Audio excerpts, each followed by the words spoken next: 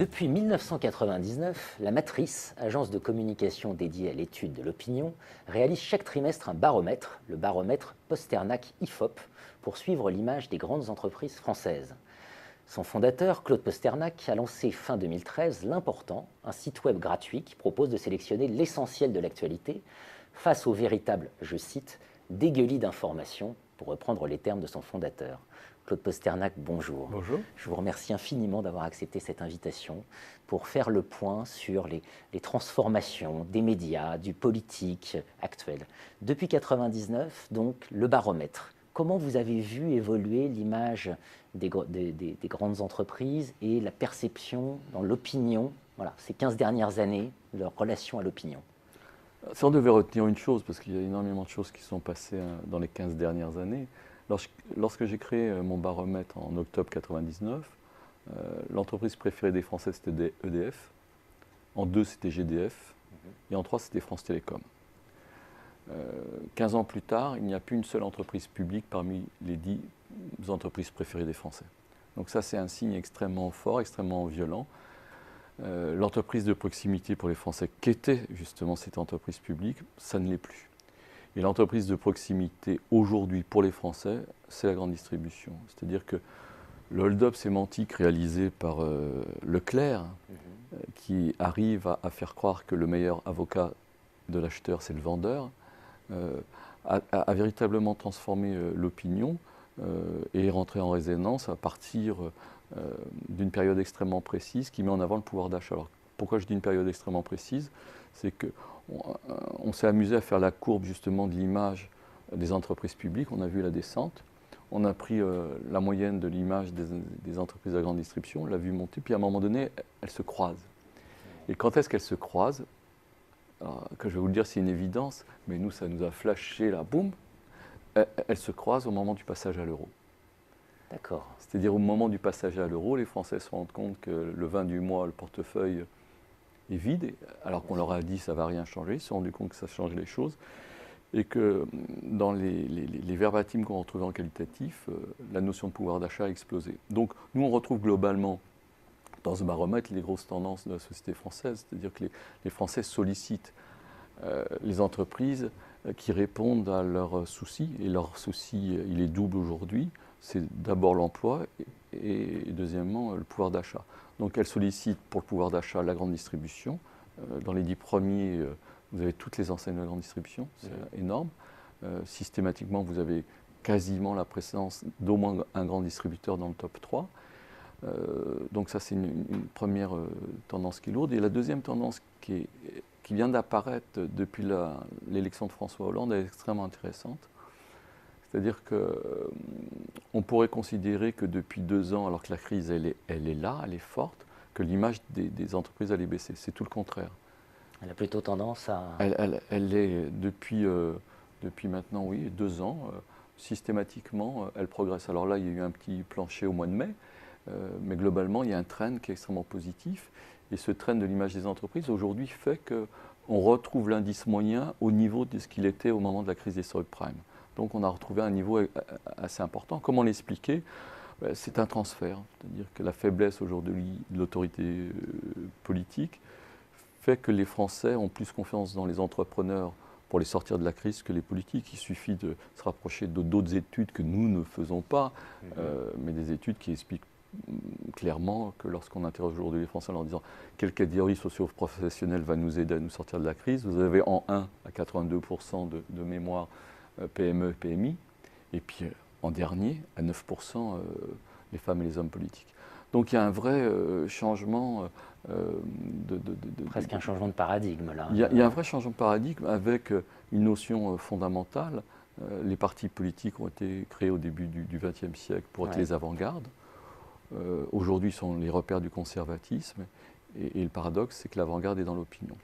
Et ce décalage est un des traits d'explication de la crise qu'on peut connaître aujourd'hui. C'est extrêmement important, là, ce que vous venez de dire, sans mauvais jeu de mots avec l'important, mais c'est ce qui a justifié votre engagement dans la création de ce nouveau média, parce que là, on sent qu'il y a des transformations très fortes. Vous avez évoqué des partis politiques en retard Oui. par rapport à la société. Oui.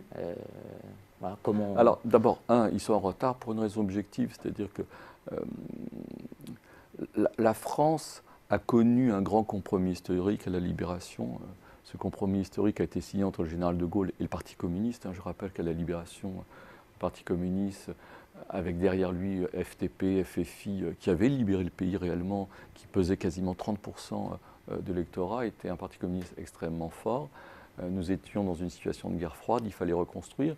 Et puis de Gaulle avait à se venger de la bourgeoisie qui avait fait le choix de Pétain. Donc ce compromis historique fait que la France initie un capitalisme d'État. On nationalise l'énergie, on nationalise les banques, on nationalise Renault. Et puis globalement, il y a un partage du monde qui se fait entre, d'un côté, les grandes entreprises qui ne sont plus dirigées par la bourgeoisie mais par des grands comités de l'État. Oui. On crée l'ENA. Et je vous rappelle, c'est De Gaulle qui l'a initié, mais c'est Torres qui l'a lancé. Bien sûr. Et puis de l'autre côté, des représentations syndicales qui permettront d'avoir les comités d'entreprise et de développer un mouvement social exemplaire à cette époque-là. Ce compromis a permis à la France de décoller, a permis d'abord, de se réconcilier, et puis deux, de retrouver les sources nécessaires pour reconstruire. Et ça a très bien fonctionné. Le seul problème, c'est que ce compromis a été signé avec une figure comme le général de Gaulle, avec une notion de ce qu'est l'État et l'institution, et puis d'autre côté, un parti communiste qui était fort. Aujourd'hui, la figure n'est plus là, et le parti communiste, vous savez combien il pèse dans l'opinion. Et pourtant, le deal reste.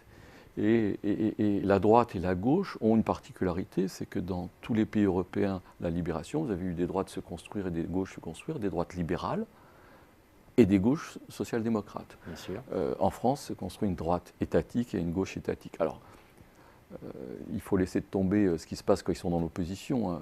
La gauche, quand elle est dans l'opposition, est quasiment gauchiste, et la droite, quand elle est dans l'opposition, elle est totalement libérale. Mais donc, dès qu'on les retrouve au pouvoir, ils sont liés par ce pacte. Et c'est un des problèmes de cette société. Alors, comment on vient à l'important, c'est qu'on s'est rendu compte qu'aujourd'hui, les processus de représentation démocratique étaient totalement en train d'évoluer. C'est-à-dire que la représentation démocratique politique, aujourd'hui, les gens s'interrogent. Lorsque vous avez un président qui est élu sur une voie et qui fait autre chose, où est la démocratie ? Lorsque la parole publique est extrêmement fragilisée, c'est-à-dire quand vous promettez des déficits à moins 3%, quand vous promettez qu'on ne va pas augmenter les impôts, quand vous promettez qu'on va inverser la courbe du chômage, et que rien n'arrive, il y a une fragilité de la parole publique. Et de la même façon, il y a une fragilité du repère politique, mais il y a une fragilité du repère social.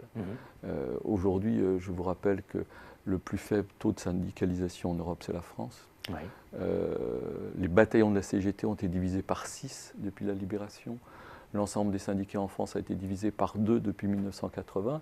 Donc les Français ne se retrouvent plus aujourd'hui dans ce modèle social. Donc il y a une crise à la fois de la représentation politique et de la représentation sociale. Et puis au milieu de tout ça, apparaît quelque chose de tout à fait nouveau. Bien évidemment, c'est le numérique, et en particulier les réseaux sociaux. Et là, vous m'évoquiez des chiffres, enfin pour être très concret, des chiffres. Vous-même avez été surpris par le développement de l'important. Oui, là, Twitter nous offre la possibilité maintenant de suivre au quotidien les statistiques. Donc nous, on voit la capillarité qui s'est faite autour du site, puisque les repères qu'il donne, c'est sur 28 jours, et sur les 28 derniers jours, on a une capillarité de 12 millions de personnes, ce qui est très, très impressionnant. On est dans un cursus extrêmement vertueux, puisqu'on est en progression systématiquement, jour après jour, semaine après semaine, etc. Donc on a trouvé le public, et ce qui est important, c'est que les gens s'approprient, et c'est ça qui est intéressant dans les réseaux sociaux, c'est que les gens s'approprient à la fois les valeurs de l'important, puisqu'on ne parle pas de ligne éditoriale, nous ne sommes pas des journalistes, nous avons des valeurs, c'est pour les journaux, les lignes éditoriales. Donc on travaille autour de valeurs, et les gens se retrouvent, et il y a un effet miroir qui fonctionne. Donc cette démocratie nouvelle, sur lesquelles on voit que très souvent nos politiques sont complètement hors sol. Il suffit de prendre... Ce que j'allais dire, on a quand même des exemples innombrables d'hommes politiques qui nous disent les réseaux sociaux... Michel Sapin en dernier lieu. Donc cette distanciation, cette réalité et ce sentiment plus global des Français qui font que les hommes et les femmes politiques sont totalement hors sol, c'est-à-dire déconnectés de ce qu'ils vivent. C'est inquiétant. Oui, c'est inquiétant, mais ça correspond à une réalité. Lorsque vous faites un cursus, que vous rentrez à l'école, vous sortez de l'école, vous allez à Sciences Po à l'ENA, et à l'ENA vous êtes élu, etc., et que vous traversez la vie seulement sur un thème de vie politique, oui, c'est inquiétant. Et que le vrai sujet qui a été posé au moment...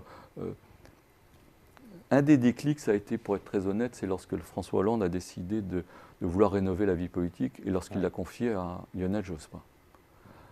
Ma surprise fut grande parce que Lionel Jospin, quelqu'un bien évidemment d'extrêmement responsable, mais la doxia, le minimum de la démocratie, c'est dire tu parles au nom de qui? Et Lionel Jospin n'est plus un élu, bon, il a une mission, et puis on voit la mission qui sort, qui est d'une banalité extrême, avec ce côté on défend notre précaré. Et ce qui était intéressant, c'est qu'au même moment, les Belges se sont posé la même question en disant comment on va rénover la vie politique. Et qu'ont fait nos amis belges? Ils ont tiré au sort 5000 Belges. C'est 5000 Belges qui sont en charge aujourd'hui de penser la rénovation de la vie politique. Bien sûr, c'est une avancée démocratique. Non, c'est un retour à la démocratie. Donc, nous avons la chance d'avoir une proximité par les réseaux sociaux avec l'ensemble de l'opinion, avec l'ensemble des Français. Il serait complètement fou de se priver de cette dialectique. Xavier Alberti disait, il a écrit une tribune pour l'important, et l'autre fois on avait une discussion ensemble, et il disait, moi je suis rien, je suis habilité à rien, mais les réseaux sociaux ont tout changé, c'est-à-dire que j'ai fait une tribune dans l'important, il y a 6000 personnes qui l'ont lu et qui m'ont répondu. Avant, ça aurait été impossible. J'aurais voulu m'adresser aux Français, parler d'une certaine façon. Je n'avais pas de moyens. Donc aujourd'hui, il y a des moyens qui correspondent à la réalité que vivent les Français, en particulier les jeunes. Si vous voulez que les jeunes aillent voter, il y a un moyen simple qui s'appelle Internet. Je ne vais pas te donner le nom de l'entreprise, mais il y a une grande entreprise française qui vient de faire voter aux élections professionnelles par Internet. Ils avaient une moyenne de 27% de vote, ils ont fait 85%. Donc ça veut dire que les gens sont intéressés. Alors ça change aussi la structure, parce qu'on ne vote pas forcément pour les mêmes. C'est-à-dire que ceux qui sont représentés, parce qu'il n'y a justement pas cette démocratie réelle, aujourd'hui retrouvent plutôt la place qui est la leur. Bon. Donc ça change un petit peu le paradigme, et on ne peut pas se permettre de refuser la réalité, c'est-à-dire que la démocratie, c'est la démocratie du peuple. Claude Posternac sur cette phrase. Vous avez noté que je n'ai pas posé beaucoup de questions, mais je pense que ça n'était pas nécessaire. C'était absolument limpide sur ces transformations en cours qui sont à la fois des sources d'opportunités et aussi un peu inquiétantes quant à ce qu'en comprennent ceux qui sont censés nous gouverner. Ça va venir. Diriger. Je suis très optimiste. On y contribue. Oui. Merci Claude Posternac. Merci à vous.